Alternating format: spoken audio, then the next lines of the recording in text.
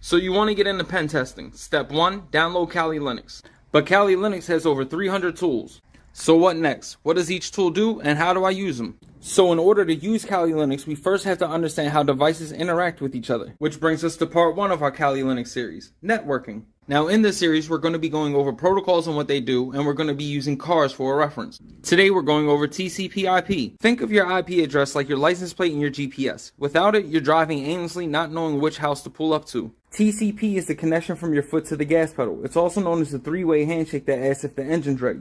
It makes sure that the car doesn't stall and that every bit of power reaches the wheels in the right order. So IP finds the destination and TCP handles the drive. If either fail, you're stuck in the driveway. Now we want to think of FTP as refueling and loading. Now unlike other protocols, FTP uses 2 separate lines. One is for the command, telling the pump your pin and how much gas you want. The second line is the data line. That's the big hose that moves all the fuel into the tank. It's built for moving big files fast, but it's an old school way of doing things. No fancy bells or whistles. One line for talk, one line for walk. That's FTP. So we've identified that our car was going to the mechanic using TCP IP. Then we filled our car up with gas using FTP.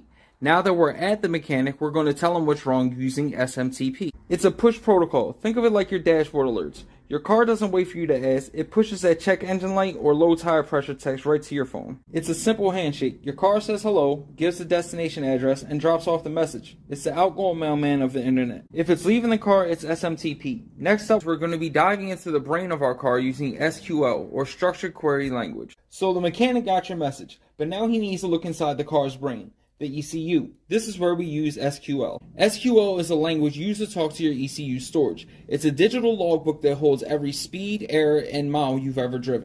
Now when your mechanic queries the ECU, he's saying show me the engine codes. SQL finds that one folder in the cabinet, pulls it out, and that's how we talk to the car's memory. But before a mechanic can hook up to the car's ECU, he first needs to make sure it's the right one using DNS. DNS is the phone book. Even if there isn't a Cyberchuck.com on the web, the mechanic's private network has a name for your car, like Cyberchuck.local. It turns that human name into an IP address. Once the mechanic has that number, he knows exactly which parking spot to connect to. Now that the scanner's talking to the car, we need to see what's on the screen. That's HTTP, Hypertext Transfer Protocol. So we found the car using DNS and connected the scanner. Now we need to see the data. That's HTTP.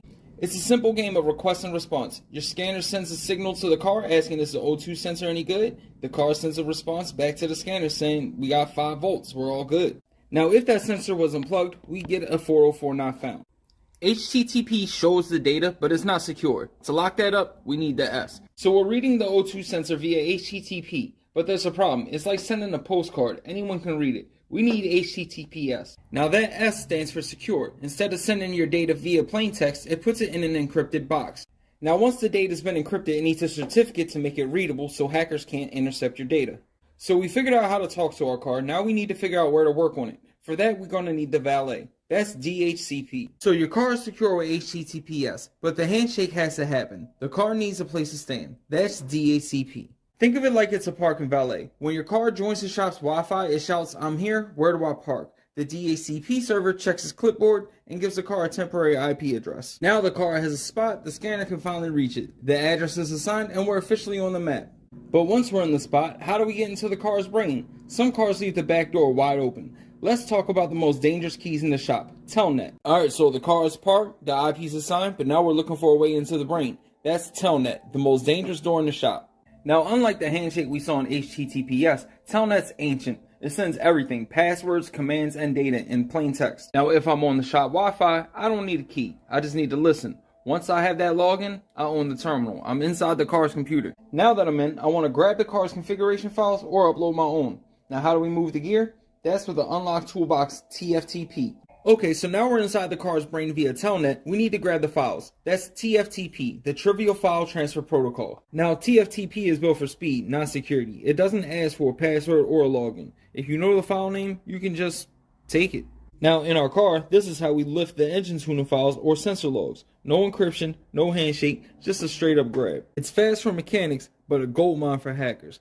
And how do we stop people from raiding our toolbox? We need our digital bodyguard, SSH, or Secure Shell. Alright, so we've seen how easy it is to break in with Telnet. Let's bring in the bodyguard. This is SSH, the Secure Shell. So remember how Telnet sent your password in plain text? SSH is the upgrade. It uses a secure tunnel and encryption, so even if a hacker's listening, they get nothing. It's like the secret handshake of HTTPS, but for the car's command line. No key, no entry. Your car's toolbox and your data are finally locked up tight. So we got the SSH bodyguard protecting our connection, but how do we move these sensitive engine files without getting robbed? Enter SCP, Secure Copy Protocol. Alright, so remember TFTP? That was an unlocked toolbox on a skateboard. SCP is the armored truck. It hitches a ride on the SSH tunnel to move files with full encryption. If I'm downloading the car's entire OS or uploading a new tune, I use SCP. Even if a hacker intercepts the truck, it can't get past the armor to see what's inside. Now the files are safe and the connection is tight, but the shop's getting huge. We need someone to manage all these users. Next up, LDAP, Lightweight Directory Access Protocol. So we got a secure connection with SSH, but who decides which mechanic gets in which car? That's LDAP. Think of it as the master employee directory. Instead of having every car on its own list of passwords, they all check in with the manager to see if you're on the approved list. And if a new mechanic joins the shop, the manager just adds them once, and they have access to everything they need. One login, every car. It's the brain of the shop's permissions. But the manager needs everybody to be on the same schedule. If the clocks are off, then the logs are useless. Let's check the shop clock. Next up, NTP. Alright, so the manager's in and the connections are secure. But there's one problem. The car and the server don't agree on what time it is. That's NTP. The Network Time Protocol. Now in networking, time isn't just a suggestion. If your car's clock is off by even just a few minutes, security certificates expire and your logs become a mess. You can't fix a car if you don't know when it broke. NTP reaches out to the master atomic clock to make sure every device in the shop is ticking at the exact same millisecond. It's the pulse of the whole network. And now that we're all on the same schedule, it's time to send some mail. But we're going to do it the old-fashioned way. Next up, POP3. Alright, so the clock is set, but now we need time to check the mail. Before we had fancy syncing, we had POP3, the Post Office Protocol. Now, unlike IMAP, which keeps a master file, POP3 is a grab and go. It downloads the email straight to the laptop and deletes it from the server. Once it's in your hands, it's gone from everywhere else. It's great for saving space, but a nightmare for a busy shop. If the mechanic downloads parts on his tablet, the boss can't see it on his PC. It's a one-man delivery. POP3 is about looking at the past, but what if we need to talk now? For a live connection, we need to place a call. Next up, SIP. We've sent the mail, but now we need to talk in real time. That's SIP, Session Initiation Protocol. SIP is like the shop's switchboard operator. It doesn't carry your voice, it just sets up the call, rings the person on the other end, and then hangs up when you're done. Now in a modern shop, SIP is how voice over IP phones and even some smart diagnostic tools shake hands to start a video or a voice session. So the call is connected, but what actually carries the sound of your voice? For the heavy lifting, we need RTP. Let's hear it. RTP, the Real-Time Transport Protocol. RTP is built for speed. It doesn't care if a few tiny bits of data get lost, it just keeps moving. That's why your voice might glitch, but it doesn't stop. In the shop, we use this for live audio diagnostics. If a specialist is listening to a rod knock from 100 miles away, RTP is what's bringing the sound to their ears. Audio is great, but we need to see the problem too. We need to play, pause, and record the video feed. For that, we need the remote control, the RTSP. We got the sound, now we just need the picture. That's the RTSP, the Real-Time Streaming Protocol. If RTP is the video itself, then RTSP is the remote control. It's the protocol that lets you click play, pause, and record on your shop security cameras or your borescope. In the shop, we use this to live stream footage of a cylinder wall to a customer's phone. It manages the session so the video flows perfectly without lagging out. The video is rolling, the audio is clear, and the shop is connected. But who's watching the equipment to make sure it doesn't overheat? SNMP. So the shop is streaming and the data's flying. But who's making sure the equipment isn't redlining? That's SNMP, the Simple Network Management Protocol. SNMP is like the master dashboard for your tech. It pulls your routers, printers, and scanners to check their temperature, data usage, and even if they're low on ink or battery. But here's the kicker. For a hacker, SNMP is a treasure map. If I can read your SNMP data, I know exactly what hardware you have and every weak spot in your shop. The gear is healthy and the job is done. Now we just need to deliver the results to the customer. For the grand finale, let's check the inbox. Next up, IMAP. So we've secured the data, monitored the gear, and fixed the car. Now it's time to close the ticket. This is IMAP, the Internet Message Access Protocol. Now unlike POP3, which just grabs and goes, IMAP lives in the cloud. It syncs with the final inspection report across the phone, front desk, and the customer's inbox. If I read it here, it shows as red everywhere. It's the final handshake of the repair. From a single voltage reading on a wire to a global email sync, you've just seen how a modern shop breathes. So the car is fixed, the data's safe, and the report is sent. That's a wrap for protocols. And that's it for today's video and the Driving the Network series.